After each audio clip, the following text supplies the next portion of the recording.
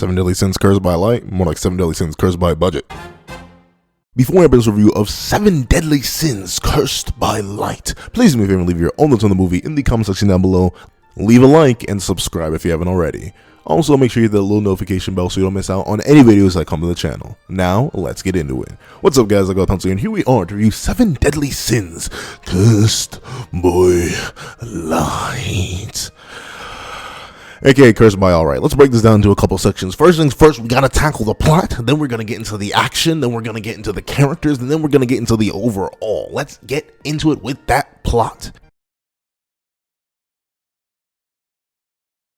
Now, admittedly, the plot isn't that bad. Like, in concept, I think the plot is fine. I even like the pacing of the plot a little bit. It's just that, like, due to external circumstances, the plot isn't interesting. And due to some things that relate to character stuff, the plot isn't interesting. Like, it's that weird balance where I like elements of the plot, but I don't. Like, the whole plot about Meliodas not being wanted in the demon world anymore because he was a massive traitor. Completely understandable, because that's literally had 3,000 years of buildup. Meliodas' story has been passed down as a traitor from the Holy War who literally killed his own people. That's not even a... The sad thing is, that's not even an incorrect story. We've literally seen Meliodas have slaughtered 2 commandments and slaughtered a whole bunch of demons throughout the Holy War. Meliodas is a bloody traitor, no matter how much he apologizes for it. So seeing the demons not like him there, I think that's great. Seeing the whole concept of Dahlia and Bouzou, or Dubs, but seeing Dahlia and Bouzou, these 2 characters from an ancient past that both had reasons to not be involved in the Holy War, being forced into it, it's really interesting to me. I love seeing these 2 characters that really, like, have either been a background element in the case of Bouzou and just simply gone unmentioned in the case of Dahlia forever. It's amazing to see these 2 characters take the forefront and honestly be our main antagonists for a good majority of the movie. And the way that they deal with our characters is actually super interesting. I like how the sacred treasures made by Bouzou actually have a sort of plot relevance. Like, these things are extremely powerful, and we never really get a reason why other than the fact that they were made by a super great craftsman, and we see what that craftsman can do with them and just with weapons in general. The fact that these weapons are able to amp the most random and most fodder of beings to extreme degrees, like random giants, random fairies, to actually be threats to some of our I slay demons, holy knight tier characters. Like, that's pretty darn impressive, and it's cool to see someone who has been a background element step to the forefront like this. Dahlia, for a character who had like literally 0 presence in the series, the only reason we even knew Dahlia existed was because Harlequin was called the 3rd fairy king, and we met the 1st, meaning there had to be a 2nd. And for him to come out in this big way, in this big bombastic villain style, I think he does a lot of good service for the plot, because while Bouzou is the more quiet, behind the scenes, I craft the weapons and I will defend my new kingdom, Dahlia is like, yo, I'm kind of here for good. But that's sort of getting into character stuff. Plot wise, I think they do good as antagonists, especially considering what they force our demon brothers to do. That's good. The only thing I admit I don't like about the plot is like the almost needless animosity between Zeldris and Meliodas. I thought that was settled. I thought that was settled by the end of the series. Like, Is that just me? I thought post Demon King fight, these 2 were cool. Like, literally, Zeldris in his final fight with the Demon King is like, I have absolute faith in my big brother. He's gonna come save me because I know he's him, and he's gonna take back all the things he's done, and he's gonna apologize for it. And he did. Like, here's the thing: in the case of the demons, like in general, the demons as a populace, I get why they still don't vibe with Meliodas, because that man literally, in their mind, is a mass traitor who slaughtered a whole bunch of their own people. But Zeldris always loved his brother. And he even empathized with his brother in the sense of wanting to leave the demon world, not doing all that. Like, Zeldris, why are you hating Meliodas in this movie? I know why. You need artificial tension. You need internal character tension, especially since our main demon brothers don't even meet up with the rest of the cast until like the last 15 minutes of the movie, when they come to fight the supreme deity. The rest of the film, they are just separate by themselves, and you can't just have these 2 getting along, I guess. But why not? I would have loved seeing these 2 bond over like just stuff they haven't been able to do for the past 3,000 years. Like, if the movie opened up with Meliodas and Zeldris dragon hunting and just hanging out and doing stuff like as brothers, or even if you can have the same thing, Meliodas and Elizabeth are just exploring, and Gelda and Zeldris are just exploring, and the 2 meet up, and then instead of Meliodas and Zeldris having this like weird animosity, let them be like, oh shoot, you're here, oh shoot, you're here, let's go get drunk, let's go. Can I say that?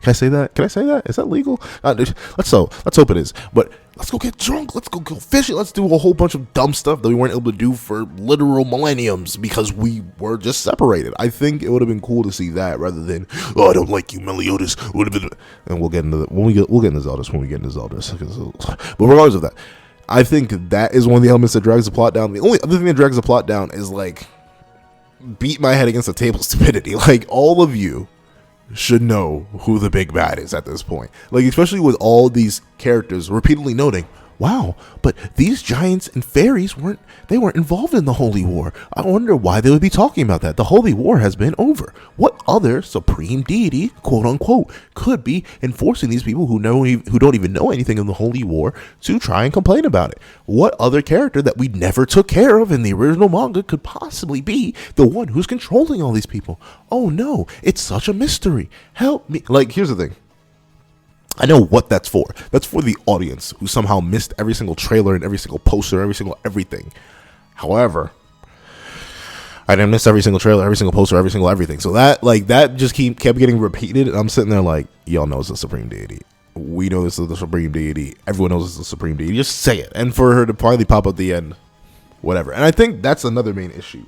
Due to how good Bouzou and Dahlia were as antagonists, it kind of made the supreme deity more lacking. Like, you know how pretty much everyone and their mother prefers the commandments and they prefer the demon king? Like, in terms of antagonists and just characters, like, I prefer both Dahlia and Bouzou as big bads in comparison to the supreme deity, because the supreme deity doesn't really say anything. Like, I'll get into character stuff again later, but specifically pertaining to the plot, the supreme deity literally feels like an afterthought despite her being the cause of the entire story. And I'm not sure how to feel about that. Like, if you are literally the entire reason why we're here, why do you pop up in the last like 20 minutes of the movie and proceed to stand there and almost get washed by Bon alone? Like, come on now. Like, how am I supposed to feel threatened by you? At least Dahlia and Bouzou put up a fight and actually took over a realm. You pop up, stand there for a couple minutes, and then vanish. Like, it just doesn't do good, at least in terms of my view. I'm not wrong with the plot structure there, but other than that, I think the plot's fine. Like, other than my issues with the brothers and their interactions and their whole little side plot, I do like the demon stuff. I like aspect. I like aspects of the confusion, but I think the reason that the whole like, oh no, who could this be, drags down a lot is because they keep repeating it.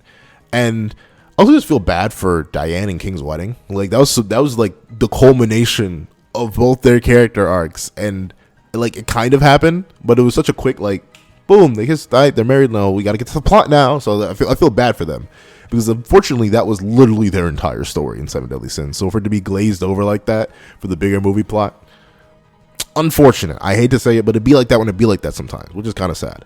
But other than that, yeah, plot wise, I give it a 7 out of 10. It's not the best thing I've seen out there, but it's all right. It's all right. I feel like if it was paced a bit better, then maybe I'd appreciate it more. Probably bump it up to an 8 or something like that. But considering like all the pacing issues it has from like Dahlia and Bouzou, despite being really good antagonists, taking up too much of the story for the supreme deity, the constant repetition about, oh no, who could we take you over, everyone? Oh no, I'm so confused, even though I'm 3,000 years old and know all the information and know who exactly who will be doing this. Like, all that. It's little things in the plot that make me go, ugh.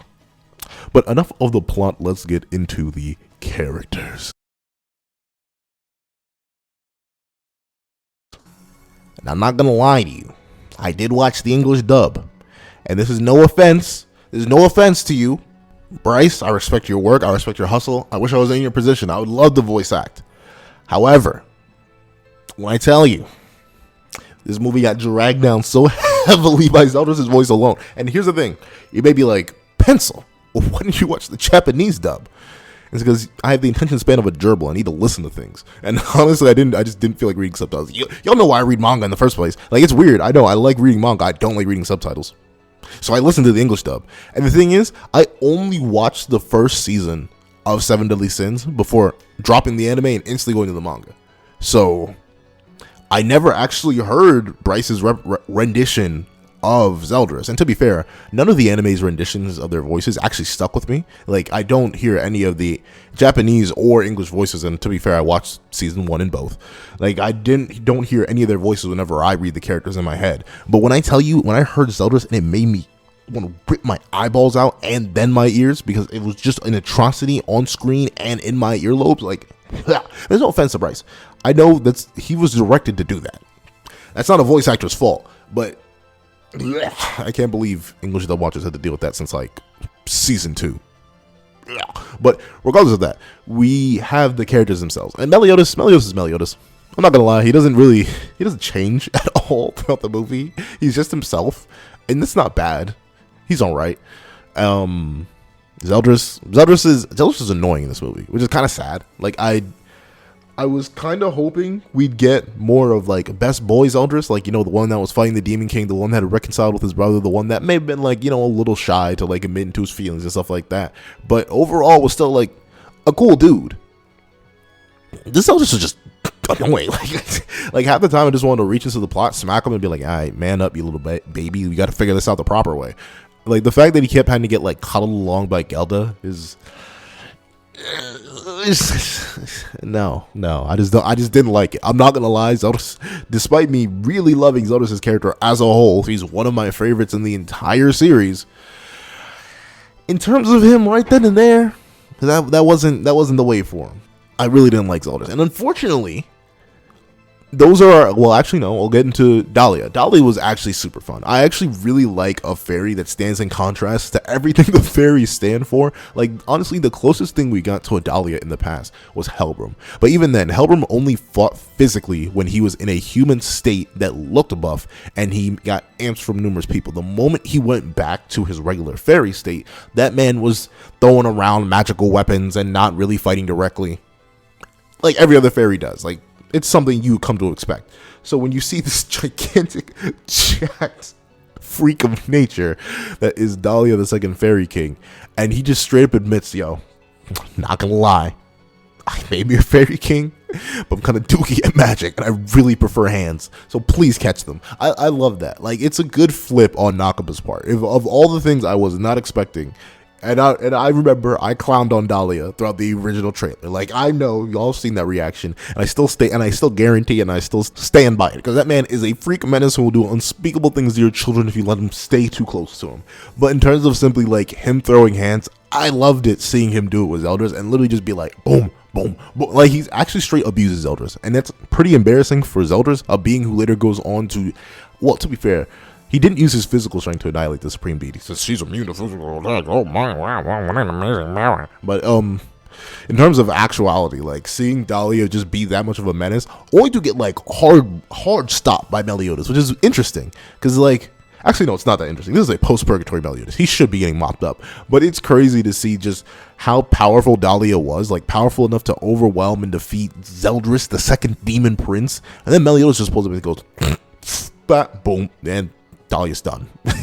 Like, I feel bad for him in that sense, but at the same time, for what he lasted when he was an antagonist, I think his voice actor does a great job too. Like, even especially in the English dub. I didn't watch the Japanese dub, I'm sorry. I watched, like, despite how much I hated Zeldris' voice, I literally watched the movie 3 times in the English dub just so I could get a better feel for it when I went to review it. But in terms of Dahlia's voice actor, I think he does a very good job of sounding bombastic. Like, it's weird to say he sounds kingly, but he sort of sounds like that parody of a king, like the fighting, the genuine fighter. Like, honestly, that gave me weird God of High School vibes. Like, every single, like, when he called Meliodas, oh, you're a true fighter like me, I'm like, Bongsham na?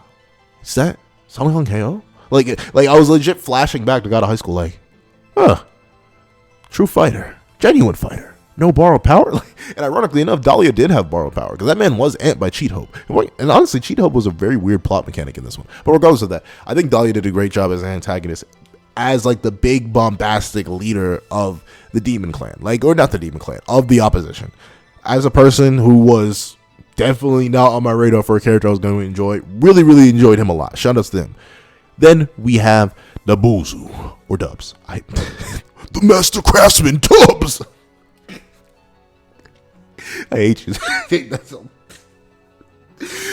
Why is he called Dubs? Why is he called Dubs? Why is he called Dubs? What? Like, why? Just why is he called Dubs? I need to go look up. I'm going to do that after this video. I'm going to go look up if he's called Dubs in the official English translation of the manga when he's mentioned. Because if he is, I'm going to cry. But Dubs, but I'm going to call him the Bouzou regardless. The Bouzou was even more great in my mind. As a Giants craftsman who's literally smaller than some humans, it's kind of hilarious looking at him. Like, straight up, he's just funny to witness because of like the sheer giant. What mini? Like it's not even a mini giant. You literally could just call him a human, and I doubt anyone would disagree with you. The only issue would be his lifespan. But it's cool to see how his powers almost acted in like direct contrast. He sort of more operated like a fairy. Like, he had his vessel that he was riding on, which was the bird, and then he had a sword and a shield, like the curved blade and flying saucer. I really don't even remember the weapon's name. Hold on, give me a second. The Reaper Scythe. Like, the flying saucer and Reaper Scythe, that was literally just like fairy style weapons. It's just that they were nowhere near as cool as the Spirit Spears. Oh, speaking of Spirit Spears, Dahlia's Spirit Spear is the worst, hands down. Like, not gonna lie. Like, it's actually garbage. The monkey's garbage. The push pins are garbage. The armor's garbage. Everything is trash. I see why you ran away from the Holy War, because you would have gotten bought without that cheat hope amp. But regardless of that, we get to see the Bouzou. And like, I actually seriously like the Bouzou for what he does, because he's like the only character who ever actually took the sacred treasures and turned it against our heroes. Because he literally just, when Meliodas said political clone, and also it's kind of cool, like, I guess it just reveals, I've always been skeptical about how many clones Meliodas could release from Lost Vein, because I'm not sure if there's a limited number, I'm not sure if there's an unlimited number, I'm not sure if they're actually limited. Like, Merlin said it splits power level, but considering how Nebula's power level is, what does that even mean? Because all these like 8 clones of Meliodas are able to hold Meliodas down. If they're really only about a 16th of his strength, Meliodas literally should just be able to go boom, kill them all and keep it pushing. But somehow they were able to hold him back. So I don't know. Like, that honestly just goes in the weird scaling. I'm gonna have a different talk about the scaling of this movie. We're not even gonna address that in this video, but in simply just review session, I like how Dahlia can flip the weapons against us, and I like how his weapons just in general have this like power amping feel to them. Like, they can bring out your latent potential even if they're not specifically designed for you. Like, all the sacred treasures seem inherently designed for our characters, but even these random weapons that the Holy Knights pick up, like Hauser, Griamore, and Guild Thunder, like the ones they pick up, they feel stronger just holding them too. And I think that's very, very cool that he's such a good craftsman that he can literally draw out more of your latent potential. And I think he does have a good like lesson to learn, I guess, against Zeldris. In comparison to Dahlia, like, Dahlia just learned there's always a bigger fish, bad boy. Like, you're gonna get mopped by Meliodas eventually, everyone does. But Dahlia actually learned, like, sometimes you don't need good craftsmanship. You can just have a hunk of metal. That's all Zeldris' sword is. And he just bops Dahlia. To be fair, he also bopped Dahlia with Omnis Nebula. And that's kind of cheating, Zeldris. I'm not gonna lie, that's kind of cheating. But regardless of that, still, I think Dahlia was very, very cool. His more calm, laid back demeanor. I also think his English voice is fantastic for him as a character. I think his design's great. Overall, I think our two main villain antagonists, at least throughout a majority of the movie, Dahlia and the Bouzou, great characters. The rest of the cast, once again, they're sort of there, and that's it. Like, there's nothing for me to comment on for the rest of the cast. Like, King and Diane are just King and Diane. Bon is just Bon. Gelda's just Gelda, but bossing Zeldris around. But that's basically Gelda's character. Elizabeth is just Elizabeth. Bartra is just Bartra. Like, Guild Thunder is just Guild. Like, I can't go in depth on all the other characters because there's nothing to go in depth on, because they don't have stories in this movie. They're just there because, oh, you remember this guy from the original series? You remember this guy from the original series? Like, and to be fair, this is an hour and 20-minute movie, I'm pretty sure. So you don't have much that you can fit in there. But at the same time, I'm kind of sitting there like, you kind of like squeezed out like a little bit more, like, you know, like a whiff, a taste, a sprinkle, a little bit of depth, like a little bit more, please, I'm begging. But that's it. Like, there's nothing else character wise except for one last character we gotta discuss, which is the Supreme Deity, aka the Supreme Boar. Like, I hate to say it, she was just boring throughout this entire movie. Like, in her little screen time, a little whiff of screen time, a little like maybe 10% of the movie kind of screen time, she was just boring. I'm not gonna lie. It's sad to say, but the Supreme Deity just didn't bring anything. Like, she caused the plot, great, but in terms of a character, she's nothing. And here's the thing, I like aspects of it. Like, she, in my mind, presents more of like a deific figure than the Demon King ever was. The Demon King sort of just seemed like a petty old man who happened to be really strong, aka 90% of every old man in anime. So like that's it. But the Supreme Deity really does bring this like deific presence to them, like literally saying, I am beyond all of you. The Holy War was a game that needed to keep being played for the sake of the balance of the world. Like, she never got down and petty. Like, I think that has to do with the fact that she never interacted directly with her offspring. Despite,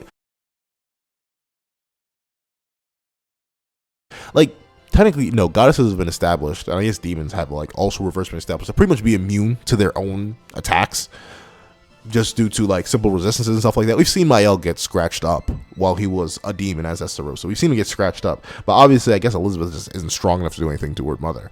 So we never get to see that interaction that may have brought a more petty side out of the Supreme Deity. So you sort of just get, you know, you basic, I'm better than all of you. I'm the greatest. I'm a deity. Ah. But I do like how it puts more context onto the whole Holy War, something that was like unnecessary. The weird thing is, I wonder why it was a necessity.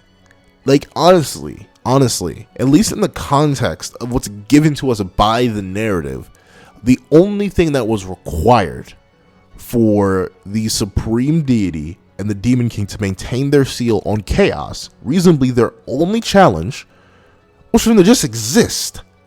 Like, the Demon King was sealed away for 3,000 years in Purgatory. So were his commandments. Literally all of the Demon King's power, at least as we knew it in the world, was sealed away for upwards of 3,000 years.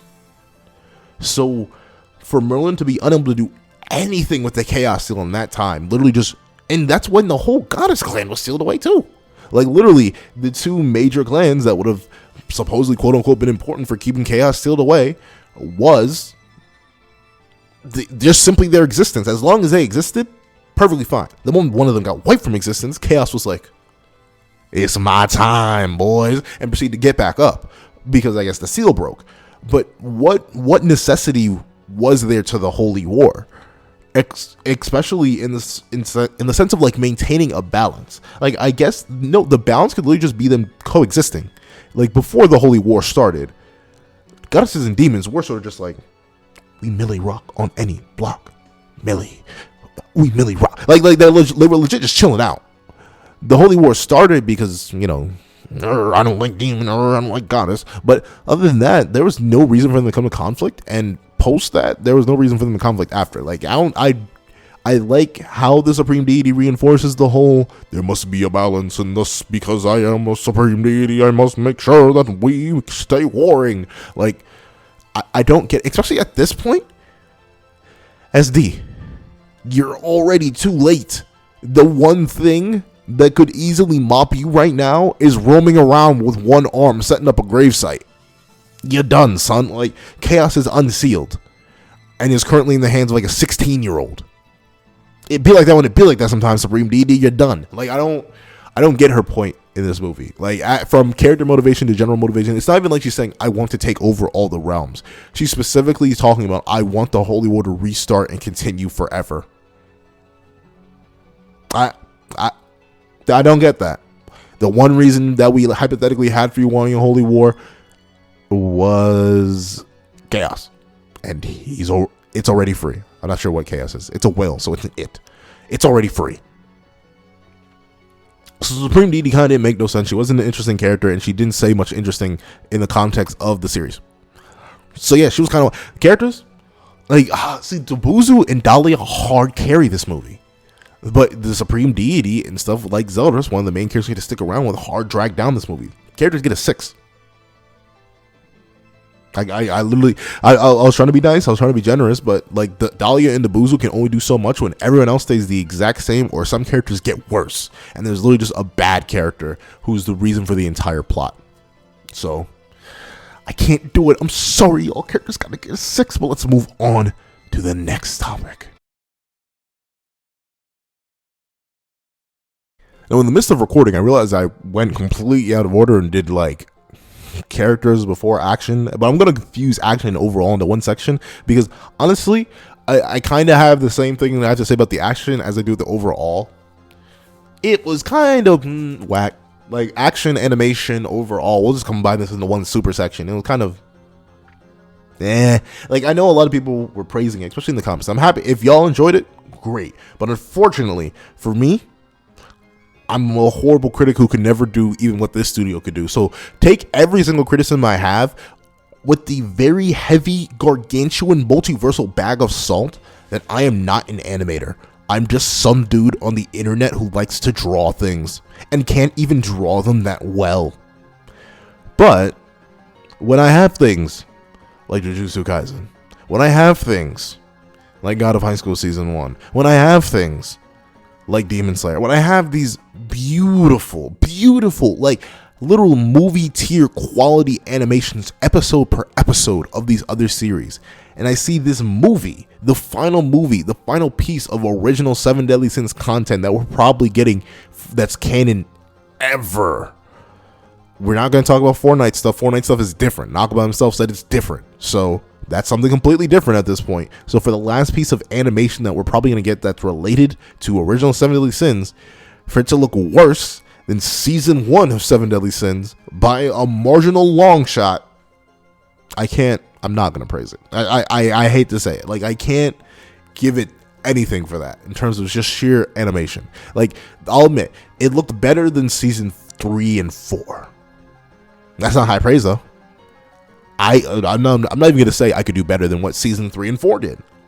I'm not that good of an artist, and I'm nowhere near that quality of anime. Even if you gave me an entire animation studio, I could probably produce something way worse than what season 3 and 4 managed to produce. And I'm talking way worse, because I'm not good at that stuff.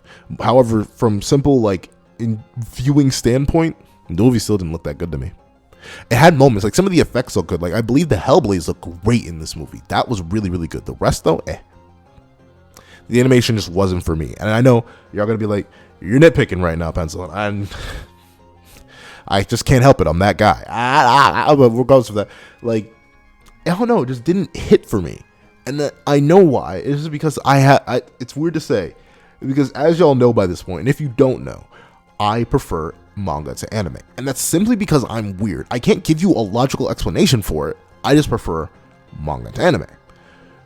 However, I am willing to sit down and watch an anime whenever it's necessary, or when it looks really, really good. I watched a whole of Demon Slayer Season 1 because it looked really, really good, and then proceeded to read the entire manga. I watched all of Jujutsu Kaisen. Well, no, I didn't watch all of it. I watched like one episode of Jujutsu Kaisen and said, hold on, boom, I gotta go read the manga, and I did. And I watched part of God of High School. Like, the thing is, animation can be good.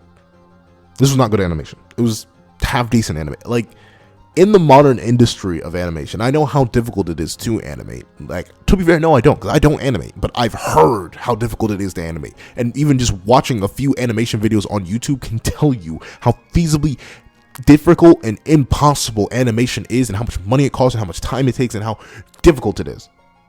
But regardless of all that, animation just wasn't for me. I hate to say it. It'd be like that when it'd be like that sometimes. Animation definitely dragged down. Action, I think it's decent. I think it's all right. I think, but once again, it's dragged down by the animation. Like, overall, I would love to have seen this drawn in a manga. I feel like Nakaba could definitely do the action better than the movie could. I wish this was done by a different studio, because then I feel like the much more dynamic fight, like Dahlia versus Eldris. Dahlia versus Eldris. The Bouzou versus Meliodas. Meliodas versus Dahlia.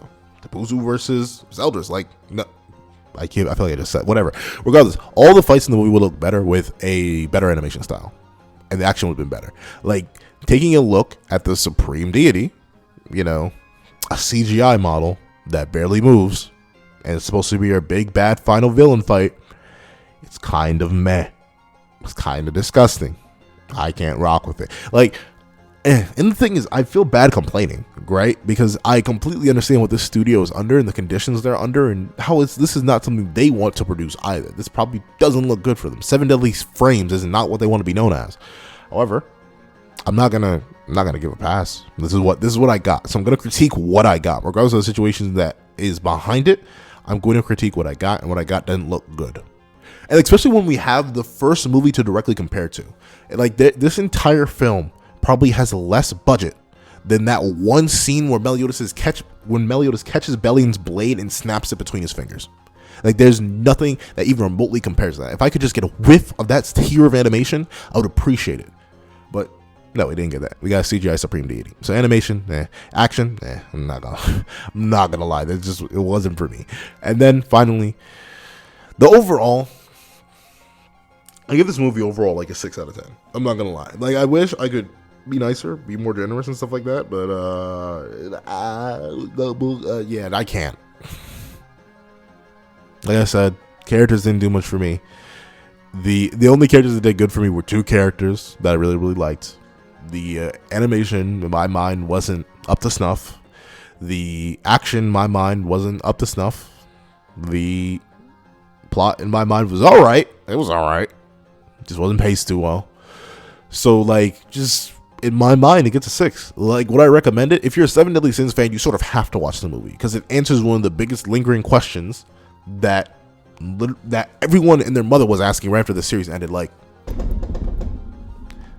Supreme Deity, when are you going to drop down and take care of the problem? Like, Supreme Deity, like, you need to know that, because or else you'll go into Four and See the Apocalypse as a sequel series. If you read Seven Deadly Sins and hop straight into Four and See the Apocalypse, you're gonna, I'm not gonna say waste, because who knows, maybe the Supreme Deity could come back in some way, shape, or form. But still, you're going to be watching all Four and See the Apocalypse, wondering where the Supreme Deity is, because she's a very important literal other deity level plot thread that's just left hanging by the original Seven Deadly Sins manga. So on a sheer importance level, you need to watch this movie. And this movie does bring in 2 very important characters from the past in both the Bouzou and Dahlia, the Second Fairy King, and the Giant's Craftsman, that are super pivotal to the backstory and lore of Seven Deadly Sins. So that's very, very important. Importance wise, this movie's a 10 out of 10 because you need to watch it as a Seven Deadly Sins fan to get the full context of the story. However, as a standalone film, as a film that is a continuation of Seven Deadly Sins on multiple levels, it's a 6 out of 10. It's kind of meh. But those aren't my thoughts. Please tell me what you guys think in the comment section down below. Thank you guys so much for watching. Please remember to like, share, comment, and subscribe. And I hope you guys have a wonderful day.